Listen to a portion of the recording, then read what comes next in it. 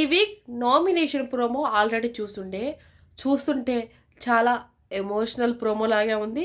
And అందరి కోరిక మేరకు సో ఇమానుయల్ అయితే నామినేషన్లో రాబోతున్నారు అనమాట. ఎందుకంటే ఈ నామినేషన్ అంతా తనుజ గారు చుట్టే తిరుగుతుంది అనమాట.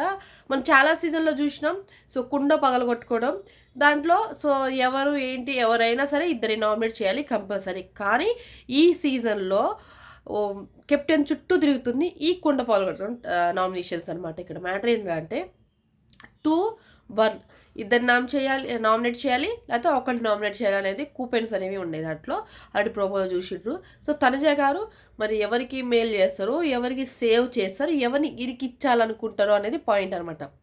ఇక్కడ ఇమానుయల్ మన ప్రోమోలో చూస్తే ఇద్దరిని నామినేట్ చేశారు, బర్నీ గారు and Rithu. And Pavan so Rithu nominate చేసిండు అనమాట. 2 ఉన్నాయి. కళ్యాణ్ కూడా నామినేట్ చేస్తాడు అనుకుంటా నాకు తెలిసి. ఐ థింక్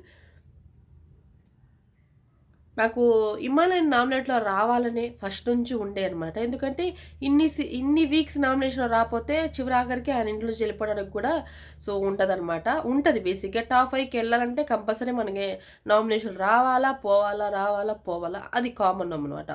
ఒక కప్పు గెలవాలంటే మనకు కంపల్సరీ నామినేషన్లో రావాల్సిందే. ఇది ముచ్చట. రీతును నామినేట్ చేసిన విధానం నువ్వు ప్రతిదానికి కన్ఫ్యూజ్ అవుతావు. గేమ్లో ప్రతి దాంట్లో నువ్వు అసలు ఏం ఆడట్లేదు అన్నట్టే ఆవిడ నామినేట్ చేసినావు. బర్నీ గారు ఇంతకుముందు పెట్టిన ఎఫెక్ట్స్ మీరు పెట్టట్లేదు అన్నారు. కానీ బర్నీ గారు ఇచ్చిన ఎక్స్ప్లెనేషను సూపర్ అనిపించే. ఇద్దరు మాత్రం సూపర్ గట్టిగానే ఇచ్చారు. సో మస్తు పాయింట్ అవుట్ చేసుకున్నారు. స్ట్రాంగ్ పాయింట్స్ పెట్టాడు బర్నీ గారు కూడా. నాకు తగిలిన దెబ్బ నీకు తగిలింటే అంటే అక్కడే బిత్తర్ చూపులు చూస్తుంటే అనమాట ఇమానుయల్. నాకు ఈ వీక్ నామినేషన్స్ బాగా నచ్చింది కూడా. ప్రోమో చూస్తేనే అనిపించింది. ఇక లైవ్ చూసినప్పుడు చూడాలి. వాళ్ళు ఇంకెక్కువ ఉంటుంది కదా లైవ్లోనే. లైవ్ చూసే వాళ్ళకి ఎపిసోడ్ చూడాలని ఇంట్రెస్ట్ రాదు. ఎందుకంటే లైవ్లోనే చాలా ముచ్చట్లు దొరుకుతాయి.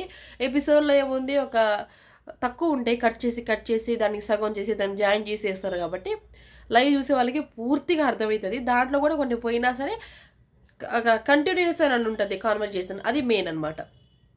తనుజ గారు మరి ఇక్కడ ఎవరిని మెయిల్ చేశారు, ఎవరిని ఏంటి అనేది చూడాలా. అండ్ లాస్ట్లో అండ్ రీతు అను పవన్ మాట్లాడుకున్నప్పుడు నాకు అవ్వట్లేదంటే నాకు అవ్వట్లేదు అన్నమాట. మార్చేసరికి నువ్వు ఎందుకు అరుస్తున్నా అని గట్టి వాయిస్ లేచి చేసిండు. ఇది కదా ఒక మన కప్పు విన్నర్కి కావాల్సిన లక్షణాలు ఉన్నాయి. తనుజానేమో విన్నర్ అని చేసిరు. చివరికి రన్నర్ కూడా చేసి పడేసారు అనమాట. ఏమన్నారు బిగ్ బాస్ ముద్దు బిడ్డ, బిగ్ బాస్ స్టార్ మా ముద్దు బిడ్డ అది ఇది అన్నారా. లావర్కి ఏమైంది? చివరి ఆఖరికి ఆమెమో సో విన్నర్ అయ్యి ఉండాల్సిన మనిషి రన్నర్ అయిపోయింది. ఎందుకంటే ఒక పాయింట్ ఈ నిన్న ఎపిసోడ్ అంతా సాటర్డే సండే ఎపిసోడ్ అంతా ఆమె జుట్టినట్టే అనిపించింది నాకైతే. మస్తు హైలైట్ చేసిర్రు.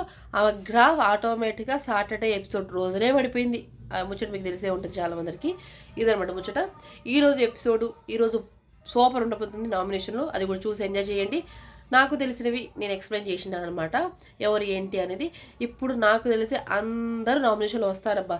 మినిమం స్ట్రాంగ్ టాప్ 5 వరకు అందరూ వస్తారు కంపల్సరీ. దివ్య గారు కూడా నామినేషన్లో వస్తారు. దివ్య గారు సంజన గారు నామినేషన్లో వస్తేనే మిగతా వాళ్ళకి ఈ ఎలిమినేట్ కాకుండా సేవ్ అవుతారు. ఎందుకంటే లీస్ట్ ఓటింగ్ పడింది వీళ్ళకే కాబట్టి వీళ్ళు వెళ్ళిపోయినా సరే టాప్ వాళ్ళు ఉంటారు కాబట్టి ఇక్కడ జరుగుతుంది అనమాట. ఇది ముచ్చట. మీరేమనుకుంటారు ఈ ఎపిసోడ్ని, ఈ ప్రోమోని చూసి ఏమనుకుంటారు కామెంట్ చేయండి. And like and share, subscribe మన YouTube channel, Insta, Facebook also.